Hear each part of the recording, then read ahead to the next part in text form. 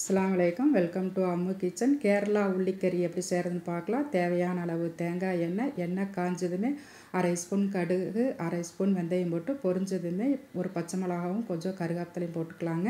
1/4 kilo சின்ன வெங்காயம் போட்டிருக்கேன். தேவையான அளவு உப்பு. இந்த வெங்காயம் நல்லா வணங்க வரைக்கும் மூடி வச்சிடலாங்க. இப்போ எடுத்து பார்த்தோம்னா இந்த அளவு வணங்கி வந்திருக்குது.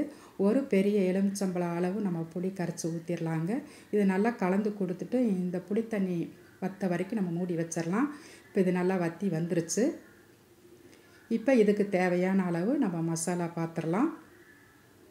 1 ஸ்பூன் மிளகாய்த்தூள், 1 ஸ்பூன் காஷ்மீர் மிளகாய்த்தூள், கொஞ்சமாக மஞ்சத்தூள், 2 ஸ்பூன் மல்லித்தூள். இது பச்சை வாசம் போக வரைக்கும் இது நல்லா வணக்கி விட்டுறலாம். இப்போ 2 டம்ளர் தண்ணி ஊற்றினா இதுக்கு போதுமான அளவு. இப்போ இந்த தண்ணி நல்லா வற்றி எண்ணெய் பிரிஞ்சு வர வரைக்கும் மூடி வச்சிடலாங்க. இப்போ இதை எடுத்து பார்த்தோம்னா நல்லா எண்ணெய் பிரிஞ்சு வந்துருச்சு. சூப்பரான கேரளா உள்ளிக்கறி ரெடி ஆயிடுச்சு. லாஸ்ட்டாக 1 ஸ்பூன் வெல்லம் போட்டுக்கலாங்க. வெல்லம் போடும்போது டேஸ்ட் ரொம்ப தூக்கலாக இருக்கும்.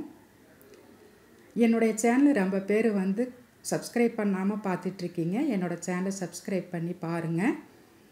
இப்போ கொஞ்சமாக கருவேப்பிலை போட்டு மூடி வச்சுட்டு இப்போ ஒரு பவுலுக்கு நம்ம மாற்றிடலாம். இட்லி, சாதம், தோசை, சப்பாத்தி இதுக்கெலாம் ரொம்ப அருமையாக இருக்கும். இதை நீங்கள் செஞ்சு சாப்பிட்டு பார்த்துட்டு உங்களுக்கு பிடிச்சிருந்தா எனக்கு லைக் பண்ணுங்கள், ஷேர் பண்ணுங்கள், கமெண்ட் பண்ணுங்கள். சப்ஸ்கிரைப் பண்ணாதவங்க சப்ஸ்கிரைப் பண்ணிக்கிங்க. இன்ஷா அல்லாஹ் அடுத்த வீடியோவில் பார்க்கலாம்.